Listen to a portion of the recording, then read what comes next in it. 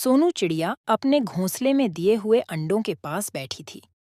वह अंडों का बड़े अच्छे से ध्यान रखती थी कि कब अंडों में से बच्चे बाहर आएंगे और वो उन्हें दुलार पाएगी। जंगल का मौसम काफी तेजी से बदल रहा था। चारों ओर हवा का तूफान जंगल को घेरे हुए था। सोनू चिड़िया इसी प्रार्थना में लगी हुई थी कि कब यह तूफान शांत हो। वह अपने अंडों पर मजबूती से पकड़ बनाकर बैठी थी। कुछ ही देर में तूफान पूरी तरह से शांत हो गया, पर सोनू चिड़िया जब अपने अंडों से हटी तो उसने देखा कि ज्यादा दब जाने के कारण एक अंडे में दरार आ गई थी। यह देखकर सोनू चिड़िया काफी घबरा गई। हे ईश्वर, लगता है मैंने अंडों पर कुछ ज्यादा ही दबाव डाल दिया है। अब ईश्वर ही मेरे बच्चों की रक्षा कर सकते हैं। सोनू चिड़िया ने हिम्मत न हारते हुए उस अंडे का भी बाकी अंडों की तरह ध्यान रखा और कुछ ही हफ्तों में अंडों से छोटे छोटे बच्चे बाहर आ गए। पर घायल अंडे में से जो बच्चा निकला था वह नेत्रहीन था। यह देखकर सोनू चिड़िया रोने लगी। शायद ईश्वर को यही मंजूर था, लेकिन मुझे इस बात की खुशी है कि कम से कम मेरा बच्चा जिंदा तो बच गया। सभी बच्चे धीरे धीरे उड़ना सीख रहे थे, पर नेत्रहीन बच्चा अपने घोंसले में ही बैठा रहता। सोनू चिड़िया उसके लिए खाना लेकर आती और उसके चोंच में दे देती। नेत्रहीन बच्चे को उड़ने का मन करता, पर वह केवल घोंसले में बैठकर अपने पंख फड़फड़ाता रहता।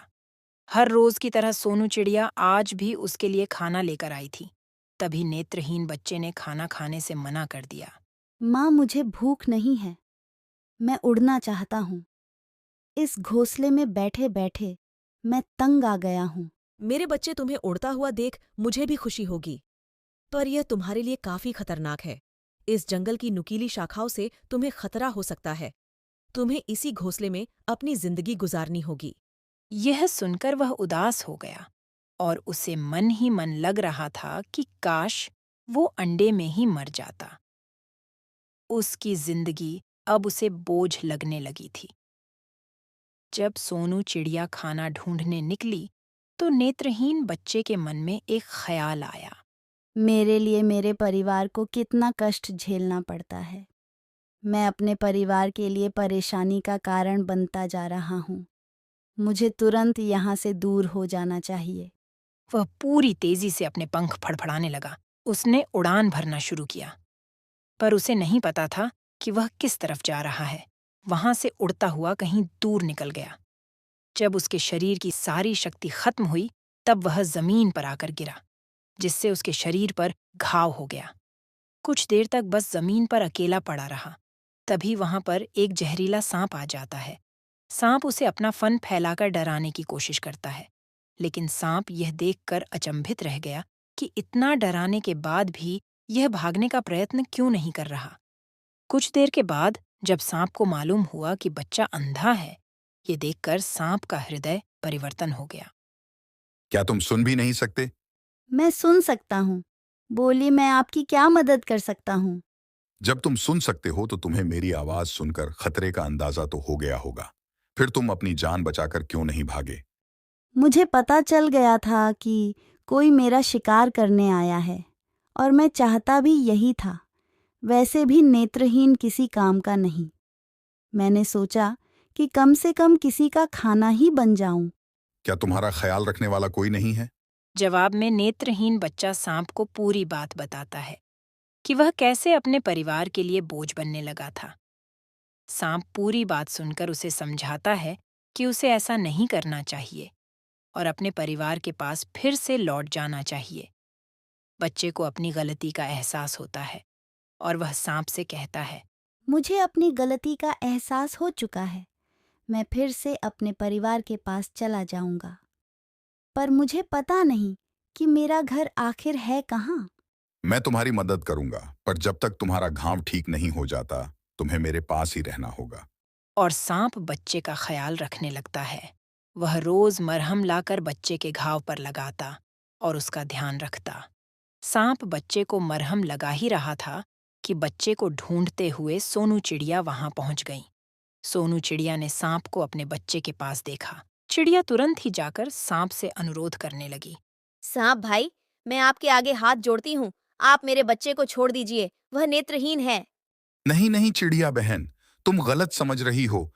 मैं तुम्हारे बच्चे को कोई नुकसान नहीं पहुंचा रहा था।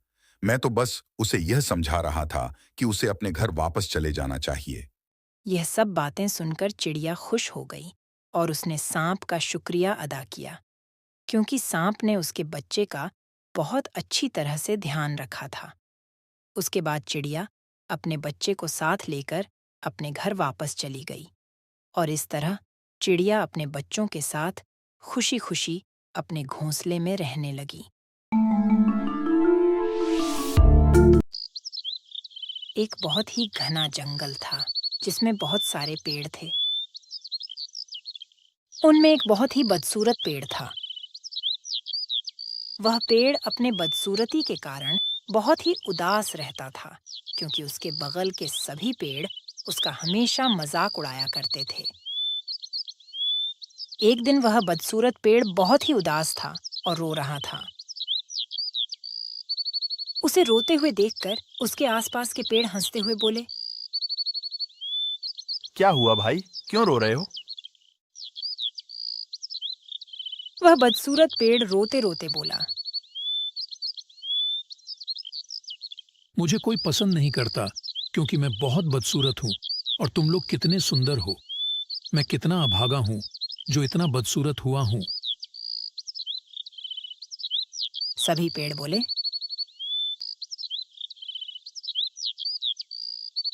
हाँ, हम तो सुंदर हैं और तू बदसूरत है, तो अब रो क्यों रहा है?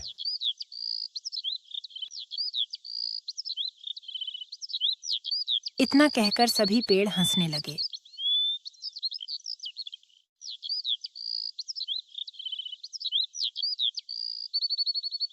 कुछ समय बाद एक लकड़हारा जंगल में आया।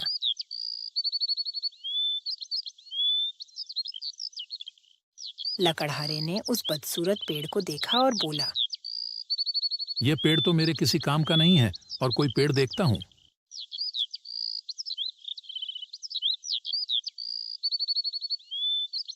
लकड़हारे को उसके आसपास के सभी पेड़ पसंद आए और वह उन्हें काटने लगा।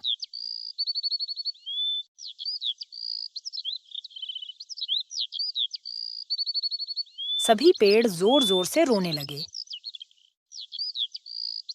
यह देखकर बदसूरत पेड़ भगवान का शुक्रिया करता है और सोचता है कि भगवान ने हमें जैसा बनाया है, हमें उसी में खुश रहना चाहिए।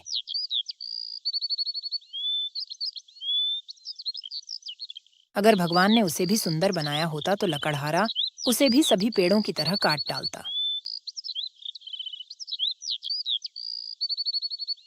ये कहानी से हमें यह सीख मिलती है कि भगवान ने हमें जैसा बनाया है और जितना दिया है, हमें उसी में खुश रहना सीखना चाहिए।